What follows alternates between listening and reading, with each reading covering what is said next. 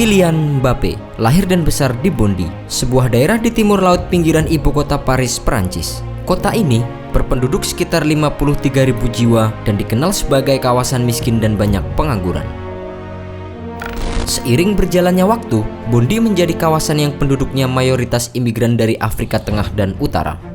Ayah Mbappé berasal dari Kamerun dan ibunya berasal dari Aljazair. Orang tuanya boleh saja berbeda tempat asal dan kultur, namun ada satu hal identik yang diwariskan dalam darah Mbappé Junior, yakni kecintaan terhadap olahraga. Sang ayah adalah seorang pelatih sepak bola, sementara ibunya pernah menjadi atlet bola tangan semasa mudanya. Kegemaran Mbappé terhadap sepak bola sendiri sudah terlihat sejak ia masih balita. Dalam buku The Second Prince of Monaco, masih jelas diingatan Wilfred Mbappé tentang kegilaan anak sulungnya itu terhadap si kulit bundar. Kylian kecil bahkan disebutnya bisa menonton 5 pertandingan sepak bola berturut-turut tanpa merasa bosan. Sudah merupakan hal yang lumrah jika pemain besar tumbuh dari lingkungan yang tidak ramah untuk tumbuh kembang seorang anak. Mbappé pun mengalami hal serupa. Di daerah pinggir kota Paris, tempatnya menghabiskan tahun-tahun pertamanya dalam hidupnya, memang dikenal sebagai zona rawan tindak kriminalitas dan perkelahian antar geng. Sepak bola pun menjadi pelarian yang tepat, sebuah pilihan masuk akal yang bisa disodorkan oleh orang tua Mbappé. Klub yang dilatih ayahnya, AS Bondy, menjadi tempat pertama mengasah bakatnya sebagai winger kiri. Setiap jam sekolah usai, Kylian langsung menuju tempat latihan. Hal itu sengaja dilakukan demi menjauhkannya dari pengaruh buruk lingkungan. Dari hari ke hari, kemampuan Mbappé meningkat pesat, namun tidak diiringi dengan kualitas latihan yang diterima. Alhasil, ayah Mbappé mengirim sang anak ke Akademi Sepak Bola Nasional Prancis.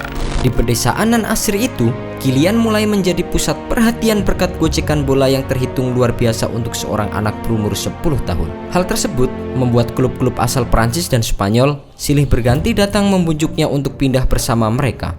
Di usia 11 tahun, ia bahkan sempat menjajal trial di Inggris bersama dengan Chelsea. Namun, pada akhirnya pilihannya justru jatuh ke AS Monaco. AS Monaco sendiri memang dikenal kerap menelurkan pemain muda berbakat. Emmanuel Petit, Thierry Henry, serta Denis Appiah menjadi sedikit dari segelintir nama jebolan Akademi AS Monaco. Terlebih, klub kebanggaan negara mungil di Tenggara Prancis tersebut memang acap kali menyisakan satu tempat di tim utama untuk pemain muda potensial. Leonardo Jardim, sang manajer, melihat Kylian Mbappé sebagai aset berharga Monaco. Alhasil, juru taktik asal Portugal tersebut memberinya kesempatan debut di tim senior di akhir 2015 pada usia 16 tahun. Kylian pun berhasil mematahkan rekor Henry yang sudah bertahan selama 21 tahun lamanya.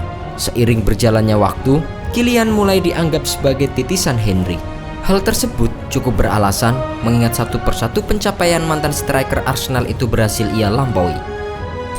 Monaco bergerak cepat dengan memberinya kontrak berdurasi 5 tahun pada Maret 2016. Liga 1 musim 2016-2017 menjadi ajang untuk unjuk kebolehan Kylian Mbappé. Gol demi gol tercipta dari kakinya. Rekor demi rekor pun berdatangan. Satu di antaranya adalah pencapaian sebagai pemain termuda yang mencetak hat-trick di kasta tertinggi sepak bola Prancis, yakni di usia 18 tahun 2 bulan. Total, Kylian berhasil mencetak 26 gol dari 44 kali penampilan dalam semua ajang pada musim itu. Selain mengantar Monaco menjuarai Liga 1 pertama sejak tahun 2000, penampilan gemilangnya membuat semua orang sepakat bahwa dirinya menjelma sebagai komoditas terpanas sepak bola Prancis saat ini. Pada musim 2017-2018 kemarin, Kylian kembali ke kota kelahirannya untuk memperkuat Paris Saint-Germain. Di sana, koleksi medali di lemarinya semakin banyak berkat raihan treble winner. Dan yang perlu dicamkan, semua ini diraih di usia 19 tahun. Sinaran Kylian Mbappé mulai merambah ke ajang Piala Dunia. Golnya ke gawang Peru menjadikannya sebagai pencetak gol termuda Prancis di sepanjang sejarah penyelenggaraan gelaran akbar 4 tahunan tersebut. Mbappé juga berhasil membawa skuad Prancis menjuarai gelaran Piala Dunia tersebut.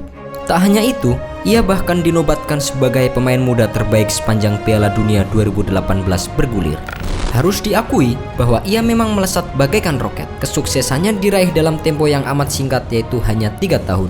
Namun, perjalanan sosok yang mengidolai Cristiano Ronaldo itu masih sangat panjang. Rekor demi rekor yang disebutkan tadi hanyalah awal dari ratusan ribu langkah yang sudah menunggu. Melihat prospeknya, trofi-trofi lain tampaknya hanya menunggu waktu untuk bisa digenggam oleh Kylian Mbappé.